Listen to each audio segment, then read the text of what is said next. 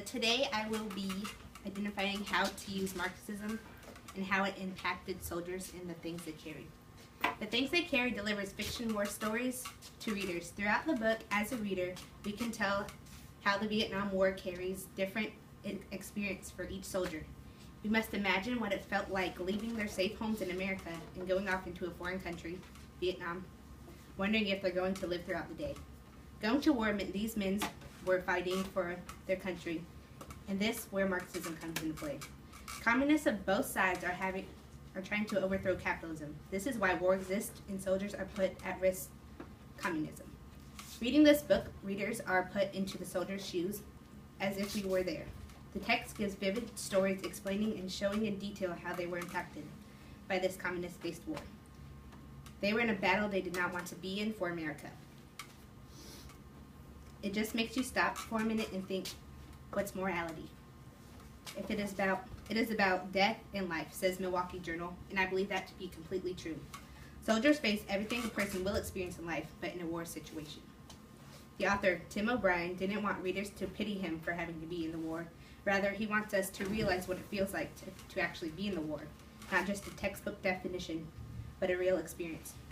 War is real. Most people don't realize things like communism, capitalism, proletarianism, and class relations, which are all elements of Marxism. Most people don't really care. As Americans, we think, land of the free, home of the brave, but none of that would be true if it weren't for our troops. So Marxism includes political, economic, and social theories. The proletariat means people who earn their living by labor, so that's going to be the soldiers. Capitalism is economic and political systems in which a country's trade and industry are controlled by private owners for profit, the reason for war. Class relation and conflict within society. I'll be referring to this as the war from the two countries.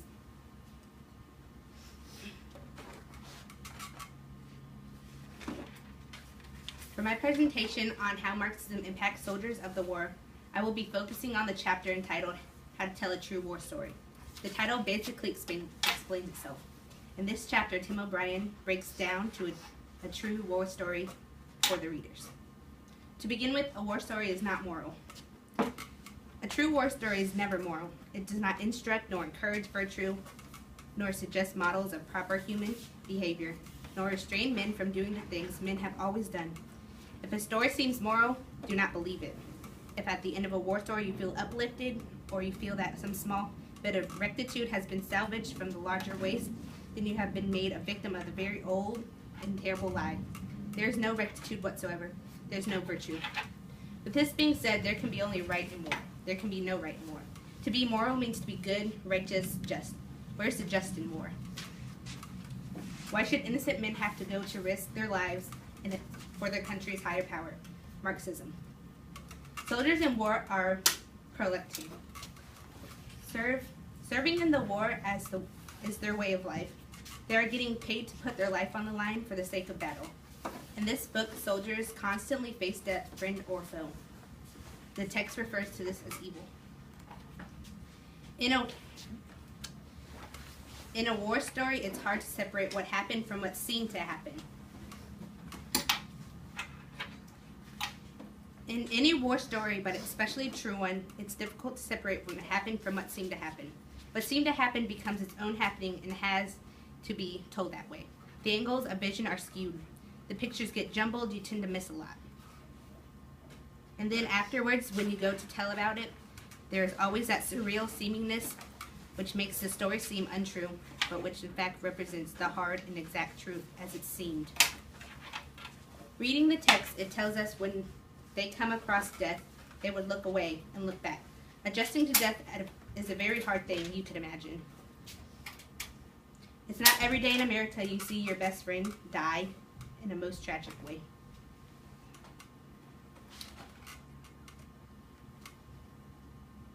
You cannot believe a true war story.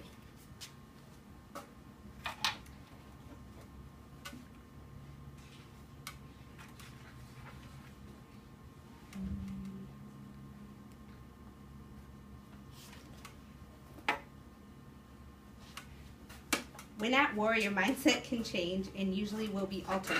Soldiers experience things such as post-traumatic stress disorder. How are we as readers supposed to know how each individual felt throughout the war? We can read the connotation, sure, but we'll never know what exactly it felt like to be in the Vietnam War.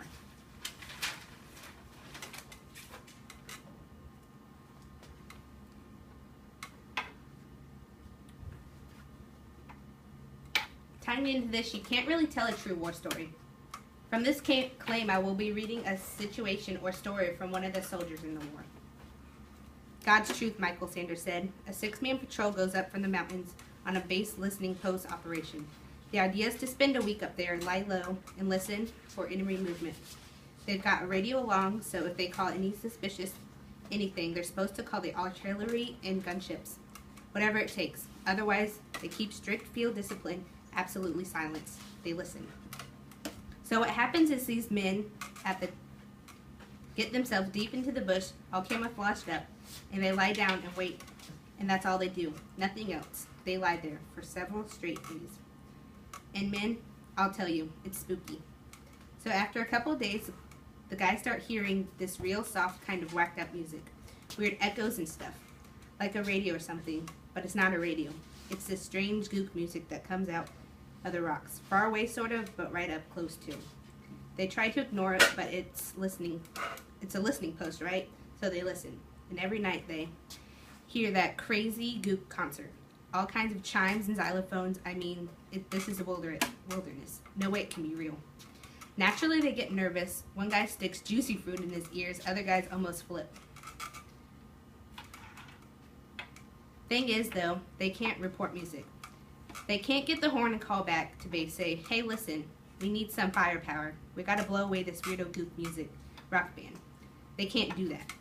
So they lie in the fog and keep their mouth shut. And what makes it extra bad is the poor dudes can't horse around like normal, can't joke it away, can't even talk to each other except for whispers, all hush-hush, and all the revs up the willies, all they listen.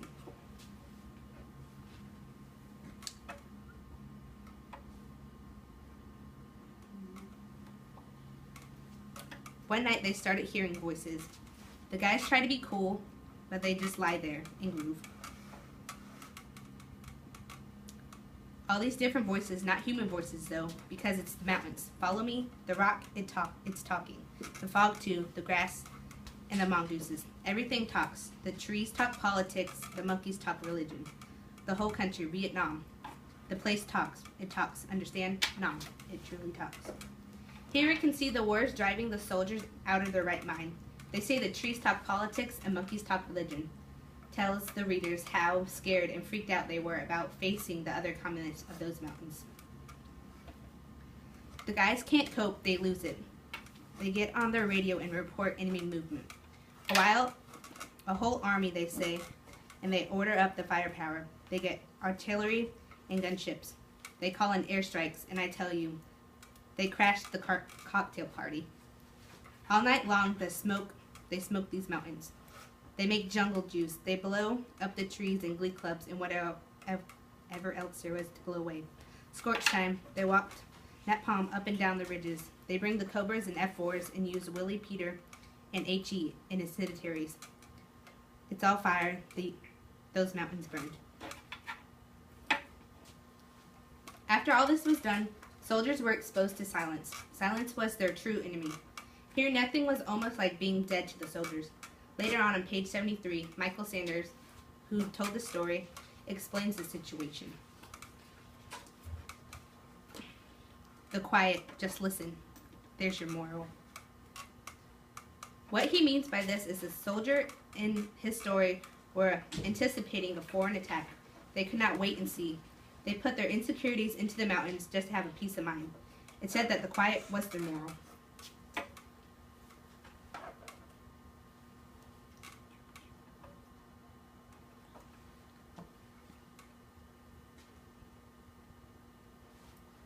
In a true war story, if there's moral at all, it's like the thread that makes your cloth. You can't tease it out, you can't extract the meaning without unraveling a deeper meaning. The author compares the moral of the war story with cloth because once you pull one little string, it unravels more and more There's not just one thing. It all leads to another. There's a reason behind it. They do not generalize.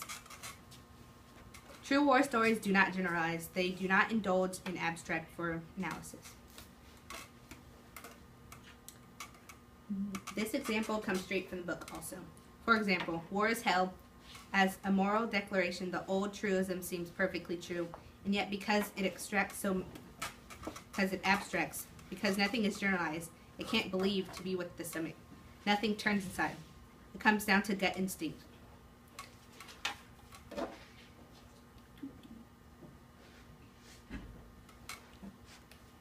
Throughout the book, the reading situation where the ills of war really gets to the soldiers. On page 75, there's a situation where a man kills a baby water buffalo. As we read what happened, the man did not want to kill the water buffalo. He wanted to hurt it. To the men that he was with, it seemed acceptable considering what they've been through.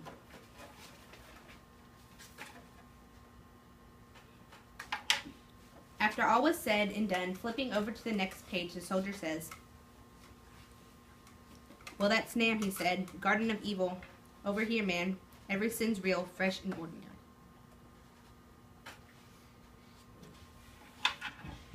War is a contradictory. This is why we cannot generalize it. On page 77, it is said, "Truth is contradictory." Soldiers did not want to be like the image of a killer, nor did they want to be sucked into the communism or class relation. They wanted to be decent men, but unfortunately they lost the men they wanted to be to the war. They were drowned in the Marxism of war. They belong to Nam now. And the end of the true war story isn't about war.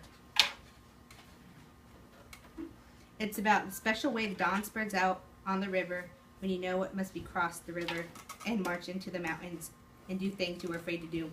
It's about love and memory. It's about sorrow. It's about people who didn't listen. Thank you.